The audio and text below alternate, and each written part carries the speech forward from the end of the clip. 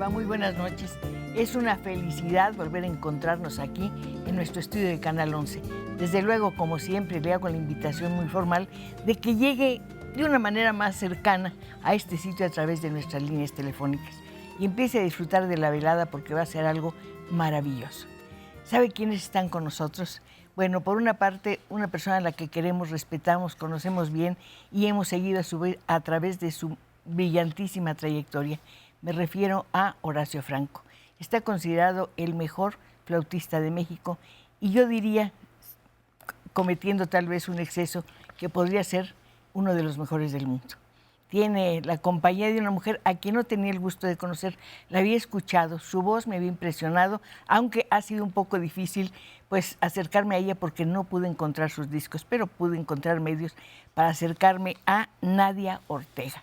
Ustedes la van a escuchar y van a decir, bueno, esa voz es de cristal, ¿de qué está hecha?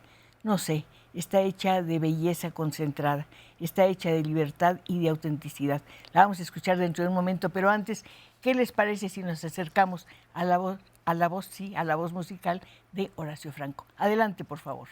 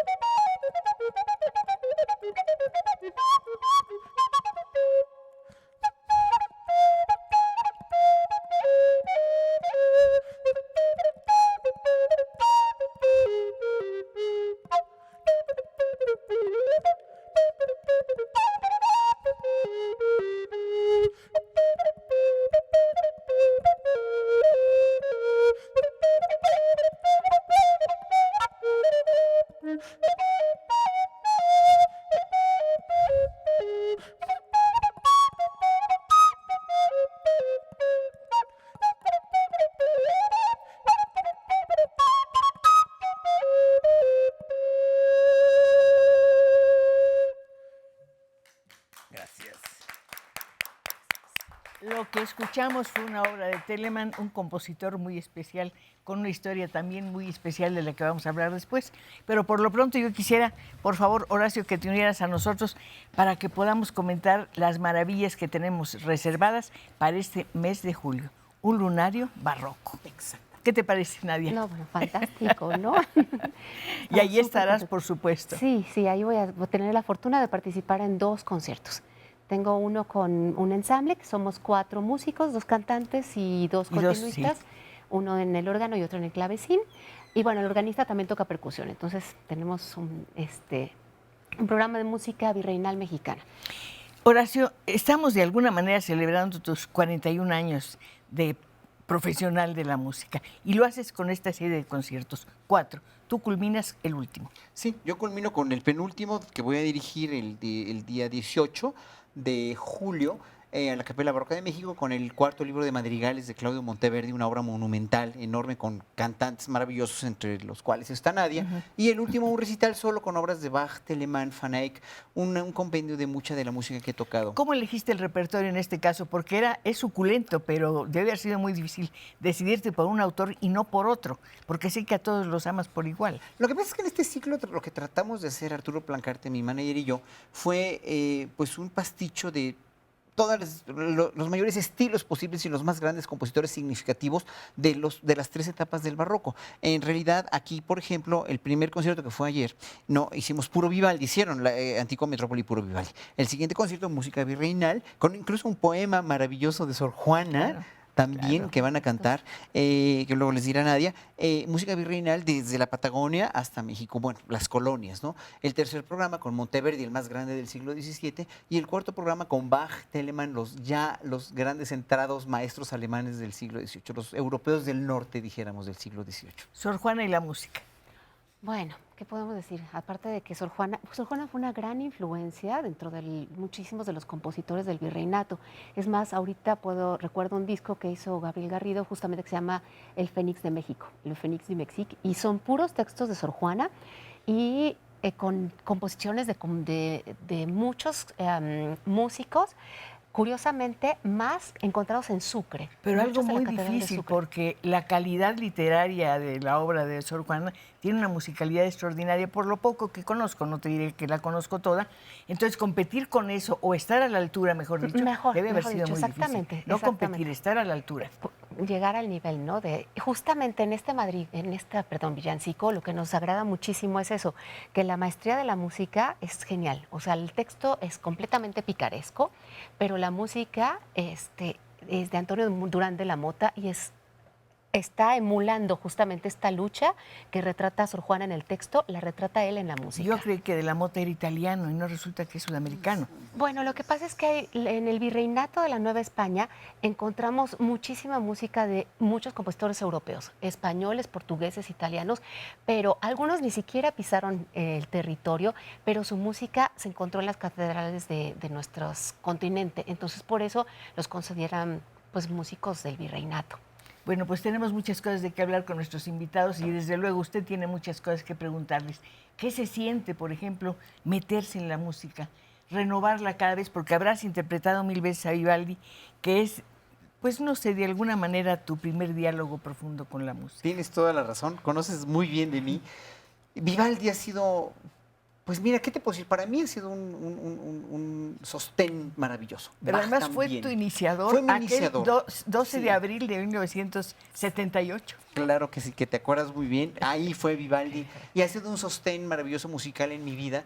Y Bach ahora es como finalmente el compositor al que he llegado.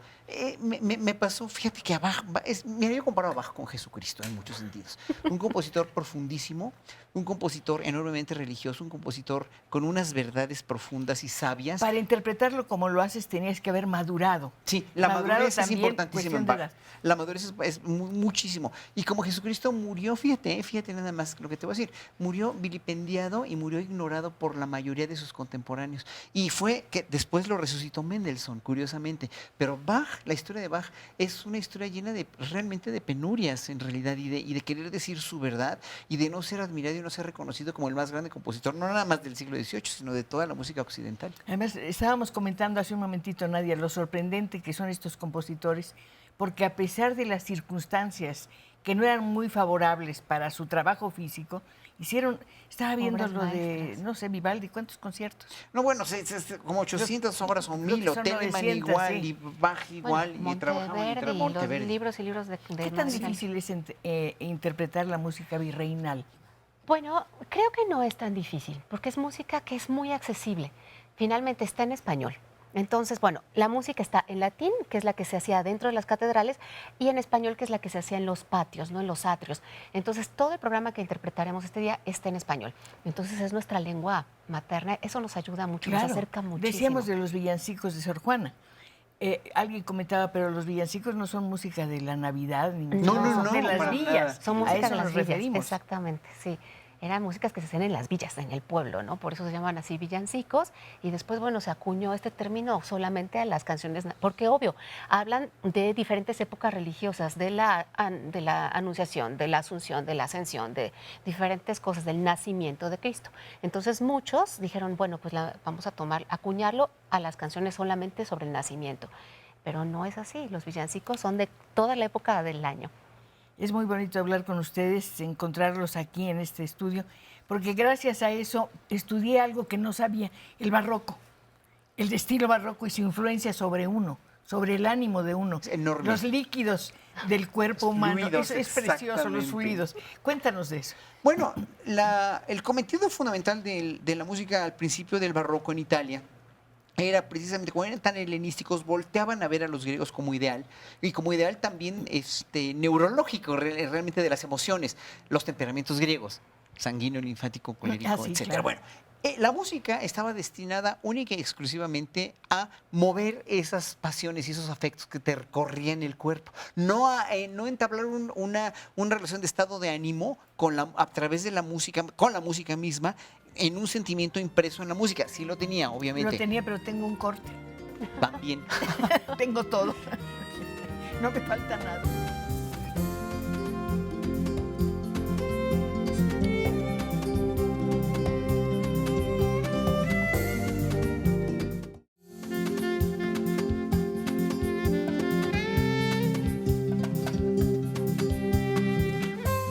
La soprano Nadia Ortega y el flautista Horacio Franco están con nosotros, pero también están con nosotros ustedes que nos acompañan a través de las líneas telefónicas. Jesús Salvador Pot Martín dice, aquí, puntualmente a la cita de los viernes. Un saludo afectuoso desde Chetumal. Señora Pacheco, una felicitación y un reconocimiento por los magníficos invitados. Estamos atentos para disfrutar el programa. Pues es que es una maravilla. Ya verá lo que vamos a escuchar ahora. Alicia Castillejos, excelente programa, invitados de lujo. Lili Eugenia Salinas Escobedo, todos los programas son magníficos, pero este está de lujo. Los saludo desde San Fernando, Tamaulipas. Elena Piña Cepeda, en este programa conocí a Horacio y y nuevamente estar invitado. Muchas gracias. Bueno, ahora vamos a escuchar. Sí, perdón. ¿Perdón? Es que no tengo más llamadas. Sino con mucho gusto. Lo que vamos a escuchar ahora es algo maravilloso. Se van a unir la voz de nuestra invitada, de la soprano maravillosa que ustedes van a oír, y también la voz de Horacio Franco, su flauta. Adelante, por favor. Muero de amor y solicito el dolor. Sé que me muero de amor y solicito el dolor.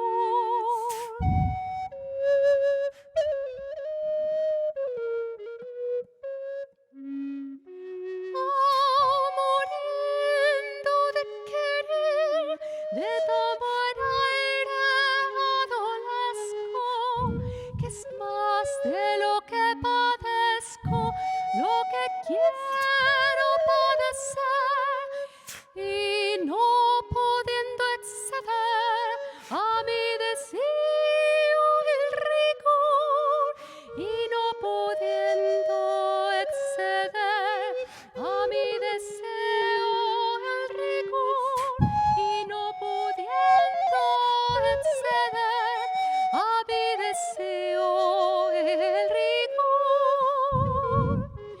Sé que me muero de amor y solicito el dolor. Sé que me muero de amor y solicito el dolor.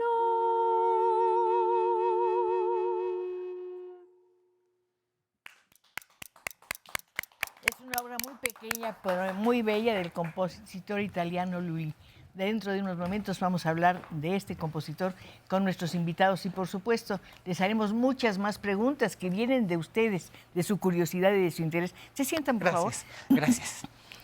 Varias personas del público te preguntan cómo puedes tocar sin partitura.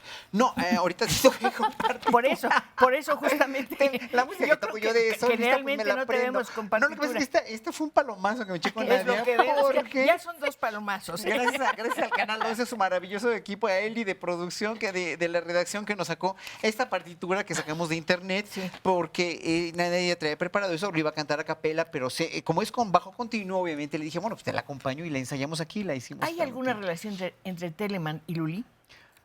Pues no realmente ni trabajaron en el mismo país, porque pues Lully es francés y Sí, Telemann claro. y bastante anterior a Telemann, pero tiene una gran influencia. Telemann era un compositor totalmente internacional, es de los más internacionales, que aglutinó en sus obras, fíjate, mucho el estilo francés, Interesante. mucho el estilo italiano, mucho los estilos folclóricos. En la suite siempre pone danzas ¿Cómo pudo folclóricas. hacerlo? Porque tenía mucha información, era un hombre de su tiempo. Mira, no había internet. Lo interesante de toda esta gente es que no tenían internet, no tenían aviones, no tenían coches y conocían perfectamente, eran hombres de su época. No necesitas de la tecnología moderna para ser un hombre de tu época cuando tienes las antenas bien puestas, como estos genios que tenían realmente acceso a manuscritos, viajaban en carrozas y iban a las capitales a escuchar, o por lo menos recibían las partituras impresas. Por eso Bach, por ejemplo, Bach se inspiró muchísimo, el más grande compositor de la historia de la música, se inspiró mucho en Vivaldi y en otros compositores y los transcribió, les hizo arreglos a su música, les hizo el gran homenaje de ser arreglados por él, por la mano divina de Bach. Y con eso, fíjate, Bach puso la semilla para lo que siguió de la música con sus hijos, curiosamente. Bach sintetiza toda la música antigua, toda la música anterior a Bach la sintetiza en su obra, en las pasiones, la Pasión según San Juan, las cantatas, la Pasión según San Mateo, las grandes obras, y después pone con sus hijos, curiosamente, la semilla para todo el futuro de la música del siglo XVIII y XIX. Qué maravilla pensar que esos hombres fueron de su tiempo, pero también son del nuestro. Nadie. Así es. Pues sí, la influencia de ellos es innegable, ¿no? Y bueno, y más en alguien como nosotros que nos dedicamos a hacer música antigua, pues es el pan nuestro de Algo cada que me día. importa mucho precisar. ¿Dónde empieza la música antigua? Por Bueno, la favor? música antigua realmente abarca desde el medievo hasta el barroco. O sea, prácticamente pues 1000 años de Edad Media, en el cual hay mucha evolución dentro de la música. O sea, está el ars antiqua, el ars nova, el ars subtilior, y todo esto da pie a el Renacimiento, el que está muchísimo más definido, es más o menos un siglo de composiciones en este estilo del Renacimiento, y después viene el barroco, que es de 1600 a 1750. Tú decías que esto tiene que ver, la música antigua, con el canto gregoriano. Bueno, a ver, te voy a explicar. Toda esta evolución que dice Nadia, que es muy cierta, se debió a una cuestión muy fundamental. Del lenguaje más ancestral que tenemos los seres humanos, que es la música, porque somos música desde que estamos en el vientre materno, oyendo el latido del corazón, Ay, qué teniendo maravilla, el ¿no? corazón como sentido del ritmo. Los europeos fueron los primeros que le inventan a la música un lenguaje escrito apenas hace 1000 años. Si tú ves la escritura egipcia, sumeria, caldea, los jeroglíficos egipcios, los chinos, ¿no? Los ideogramas chinos, tienen 5000 años de antigüedad. Y nunca se les ocurrió a ninguna civilización antigua, ni a los griegos, ni a los romanos, ni a los mayas, ni a los incas, ni a nadie, se les ocurrió escribir la música. ¿Cómo sería esa primera escritura ahora? La primera escritura musical se dio en un tetragrama ya con las claves. Tetragrama. Sí, porque tetragrama. No pentagrama. No, No, eran pentagrama, 4 líneas, tetragrama. nada más. Con las claves, la clave de sol y la clave de fa, ya en la notación gregoriana. Eso se dio hacia el año 1000. Le debemos mucho a la pero- iglesia en el terreno de la música. Pues es que sí, toda la iglesia fue la que albergó a todos los compositores. Mira, en vez de foncas, en vez de bellas artes, había iglesias y había reyes. O sea, lo que no entiende mucha gente es que los artistas, los músicos, no producimos celulares, ni vasos, ni focos, ni cámaras, ni nada, ni autos. Los músicos o los artistas plásticos Pero o los embellecen bailarines. el mundo. Exactamente. Pero para eso, pues no nos van a comprar un kilo de ballet, un kilo de Telemann, ¿verdad? Un kilo de Bach, ¿no? No nos van a comprar, para tener a Bach aquí y usarlo. pero producimos un bien espiritual, un bien emocional, que finalmente siempre ha tenido que ser Pero albergado. es imperecedero también. Pues siempre es imperecedero y siempre ha tenido que ser mantenido. Nos tienen que mantener para poder hacer nuestro trabajo. Reyes, príncipes, iglesias, foncas, bellas artes, compañías, lo que sea. Entonces, en ese sentido, la gente no entiende que lo que nosotros que tenemos que hacer es tener un patrocinio, un mecenas, un fonca, etcétera, etcétera, para poder trabajar y ser felices. O sea, nuestra felicidad, o sea, nosotros no queremos toneladas de dinero, no queremos, a mí no me importa ni la fama ni nada, sino simplemente trabajar y darle a la gente lo mejor de mí mismo. Esos músicos que eran cantores de iglesia, era un puesto codiciado, según tengo entendido, porque era la seguridad económica para ti, para tu familia. Lo mismo que dice, bueno, y sobre todo en el caso de los niños, ¿no? Que bueno, esta película maravillosa de Farinelli realmente retrata muchísimo la realidad que se daba en la época, porque para una familia era un privilegio tener un hijo que era educado, no lo mantenían y encima de todo recibía un sueldo. Entonces ese chico crecía en un lugar privilegiado con respecto al resto de la familia. El problema venía cuando llegaba la adolescencia y la voz del chico cambiaba y lo regresaban a su casa. Y en su casa era un completo inútil.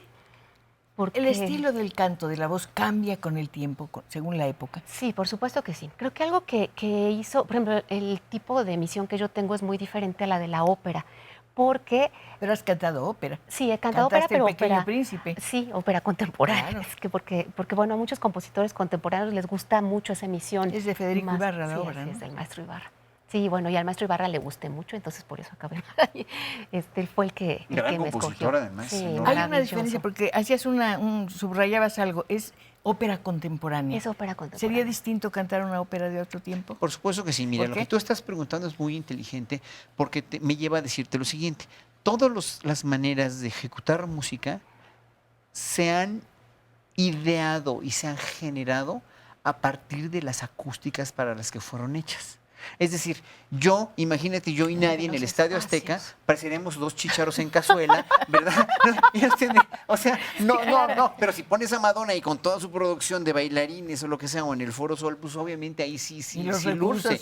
No, ahora pon a Madonna en las salas, en una iglesia, en una capillita, por ejemplo, en la del Helénico, del Instituto Cultural, en la capilla gótica, pues va a ser terrible porque le van a reventar los tímpanos a todo el mundo. Todas las músicas, todos los géneros, querida Cristina, han sido ideados o han sido pensados para los recintos para los cuales fueron compuestos. Los músicos, los compositores siempre fueron pragmáticos. Entonces, cuando la música sale de las cortes, de las iglesias, que son muy resonantes con la Revolución Francesa y con la Revolución Industrial, que pierden los mecenas, pierden los reyes, los compositores y los intérpretes, se tienen que ir a los teatros.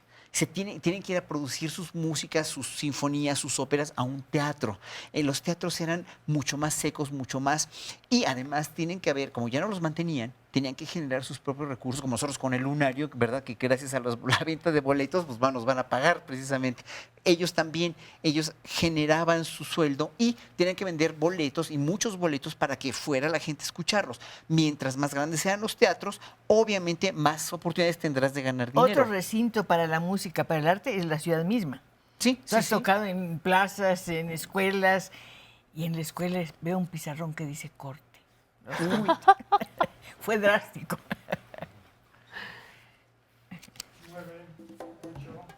Ahora,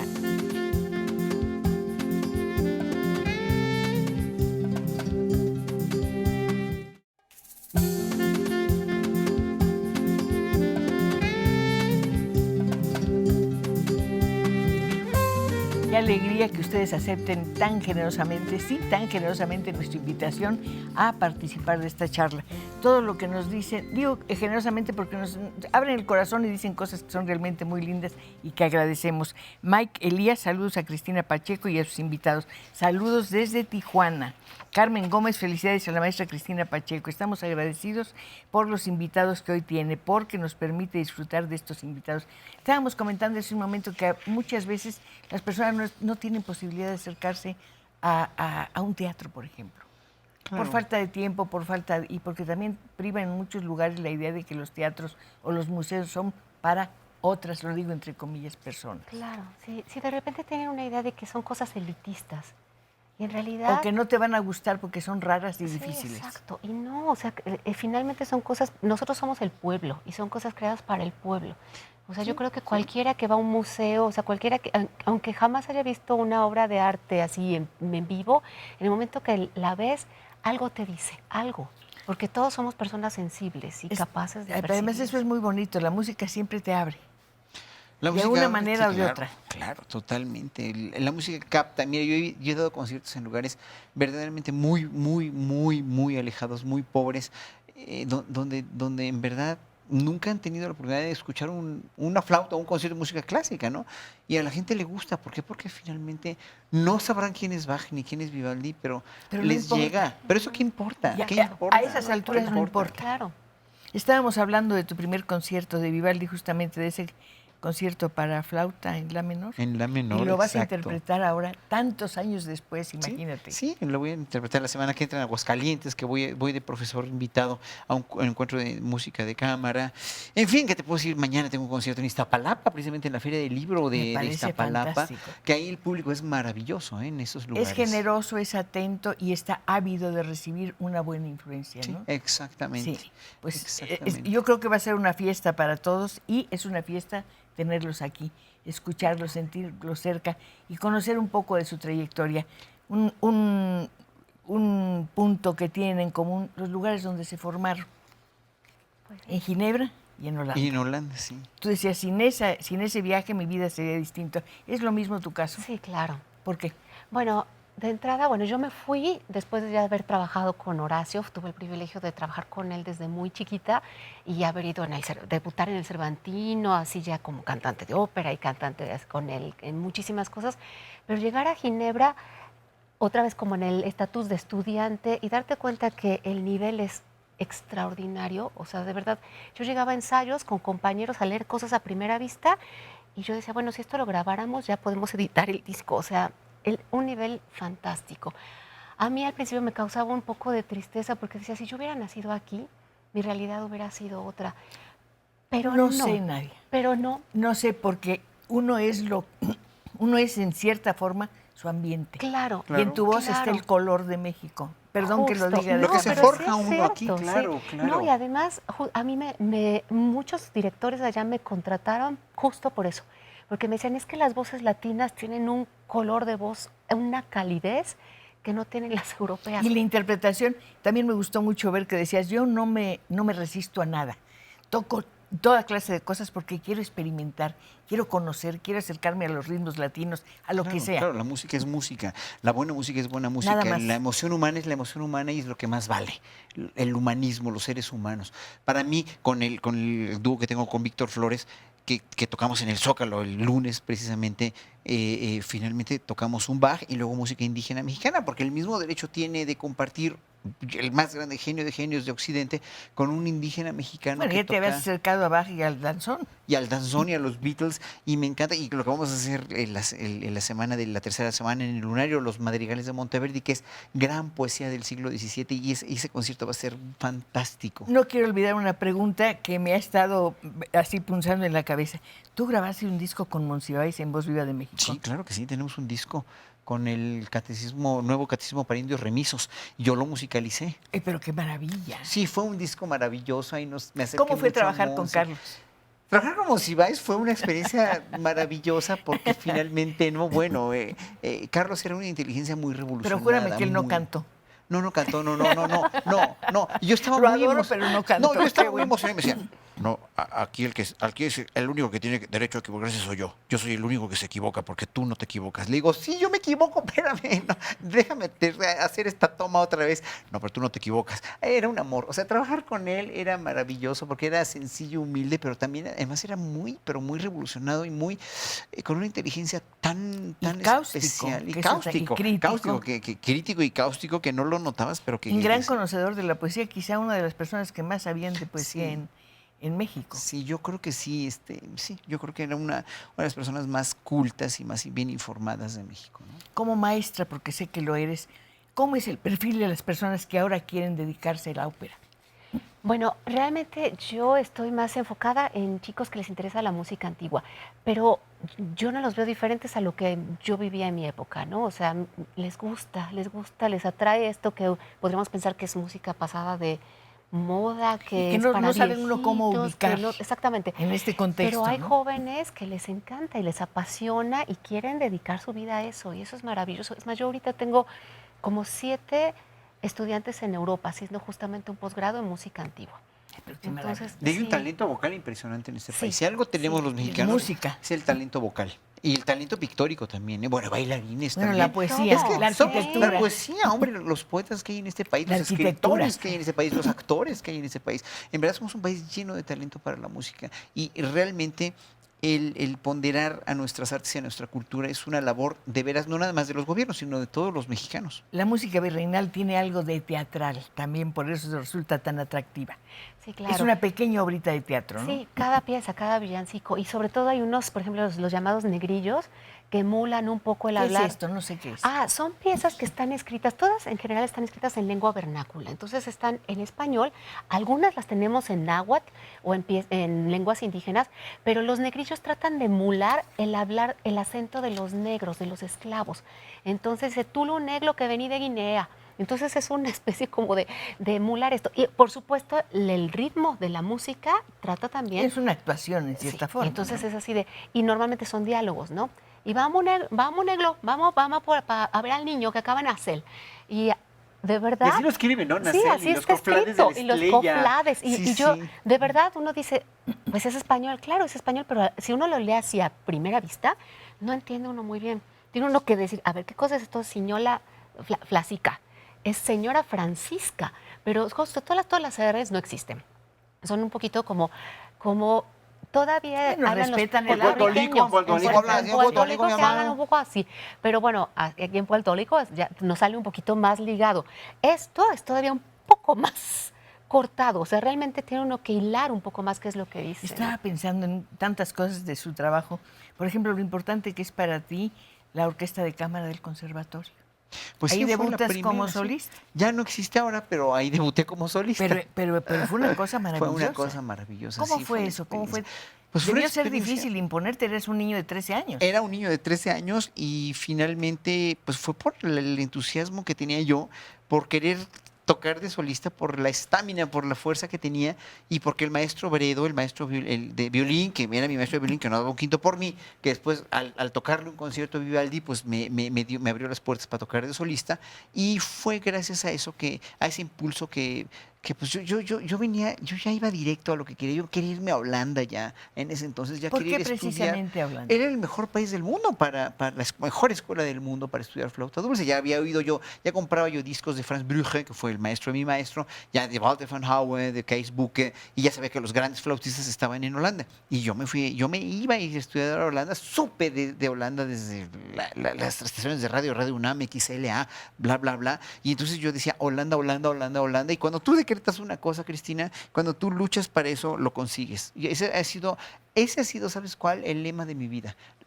Tú decretas algo, lo logras, lo trabajas, pero hay que trabajarlo, porque si tú no trabajas en la vida, no cosechas nada, ¿no? Entonces fue el tratar de finalmente de irme a Holanda. Trabajé un año como profesor del conservatorio de los 16 a los 17 años. Me gané un premio por Enciclopedia Británica y fíjate, a esa edad, a los 17 años me fui a Holanda con $12,000. Había ahorrado yo 6,000 trabajando de sol a sol en la Escuela Nacional Superior de Música en el Conservatorio y en la Enciclopedia Británica y me fui con ese dinero, no le pedí beca a nadie. Para tus padres debe haber sido algo muy impresionante, dada la actividad de tu padre, que era barman. Era barman, Sí. era cantinero, sí. En una famosísima cantina, además. Una montañesa. Ya Pues en ese entonces trabajaba formidable. como velador, ya trabajaba de velador en un centro Ajá. de salud, pero pues era gente muy humilde, mis padres eran gente muy trabajadora, ¿no? Y lo único que me heredaron ellos, en realidad no me dejaron nada más que las ganas de trabajar. Y las sigo teniendo, ¿eh? Pero ¿qué más Bueno, qué quieres? bonito. ¿Para qué? Yo creo ¿Para que qué quiero uno, bienes? además, si uno trabaja en lo que le gusta, tiene Ya. el tesoro más grande del mundo. ¿Qué pasa con una persona que se va a un conservatorio como el que donde tú estuviste y regresa a México. ¿Hay oportunidades? Vuelves de Ginebra y ¿qué encuentras? Un México distinto. Pues sí, pero sí creo que hay más oportunidades de trabajo finalmente porque en Europa ya está todo hecho, sobre todo, o sea, aunque es música antigua y es un grupo más selecto que si eres músico clásico, pero ya está todo hecho. Y una anécdota, la última audición que fui fue eran 2 papeles de sopranos para una ópera y fuimos a hacer audición para esos 2 papeles, 110 sopranos. Y el clavecinista, que ahora es Leonardo García Alcón, que ahora dirige la Capella Mediterránea, que es un gran director, en esa época éramos compañeros y él fue el que acompañó a las 110 sopranos. Y me dijo, de las 110, 5 no valían la pena. ¿5 no valen la pena? O sea que las otras 105, dice, eran maravillosas. Está muy saturado. El mercado en Europa está saturado, cada vez hay menos dinero, cada vez hay menos. Aquí, por lo menos, tenemos un país con mucha gente muy talentosa y muchos lugares donde todavía tiene la capacidad de asombro y de aglutinar a los artistas mexicanos. Claro. Es muy importante que hagamos conciencia de que no somos un país subdesarrollado musicalmente, pero sí tenemos mucho esa competencia desleal a veces, de que no nos consideramos nosotros mismos como un gran valor musical. Pero llega el corte y entonces te pones a reflexionar. Exactamente.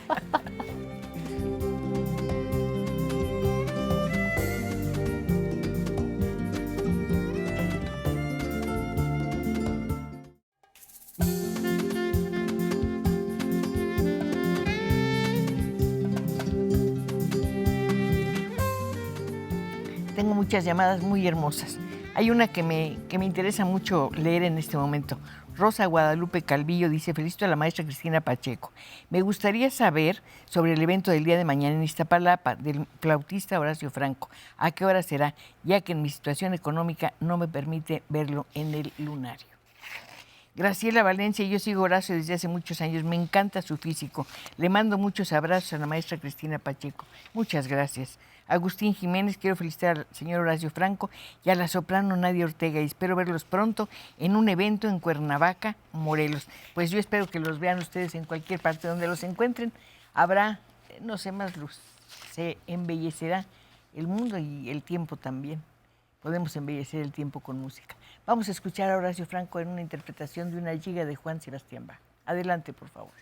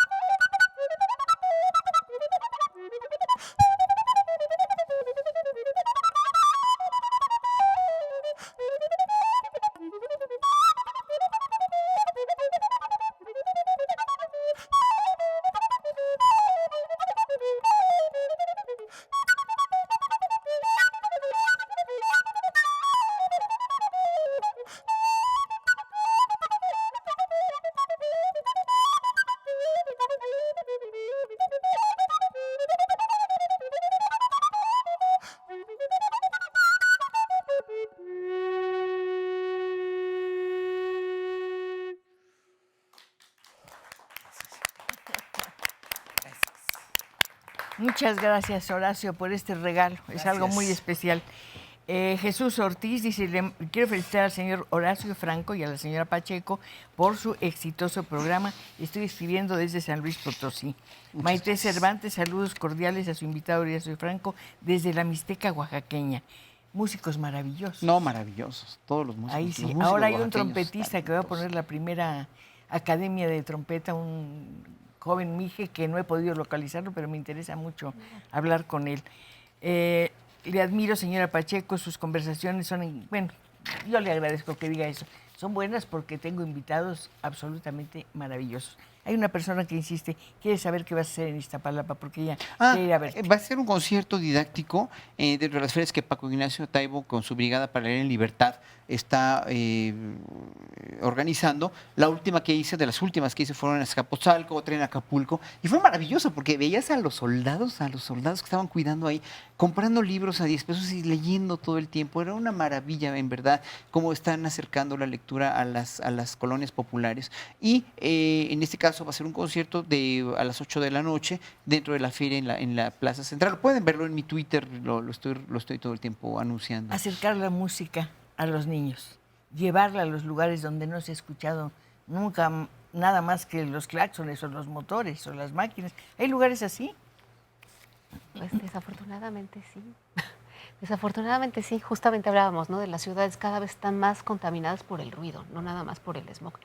Y sí, es muy triste pensar que hay niños que no tienen acceso a esto, pero pues cada vez hay que hacer esto, hacer una labor muchísimo más social de ir a las plazas, o sea, las plazas ¿Qué así. pasaría si llevaras, por ejemplo, música del Renacimiento a un lugar donde nunca ha habido una presentación de esa naturaleza? ¿Cómo lo harías? Bueno, de entrada juntaría, creo que lo más fácil podría ser así un cuarteto vocal. Necesitaríamos estar Estuviste en un sonorizados. cuarteto vocal de mujeres, ¿no? Ah, sí, con la maravillosa, bueno, con 3 cantantes maravillosas, Lourdes Ambrís, con Verónica Alexanderson y Nurani Wet, que es con quien haré el concierto el próximo ¿Grabaron jueves. algún disco? Es que no encontré ninguno tuyo, te lo juro. No, tenemos, o sea, grabamos algunas cosas, tenemos una página web, Stregue, pero este es el nombre del grupo, pero no grabamos, o sea, el año pasado le estrenamos a Mario Lavista una obra aquí en México para el aniversario de Octavio Paz, luctuoso de Octavio Paz. O sea, hemos hecho cosas, pero sí discos, no, qué barbaridad, estoy pensando que... Ya deberías. Harían falta, sí. Ya deberías. Así cuando te vuelva a entrevistar no me va a costar tanto trabajo Sí, no, la encontrarte. próxima sí, pero sí tengo muchos discos, pero te digo, no soy yo la protagonista.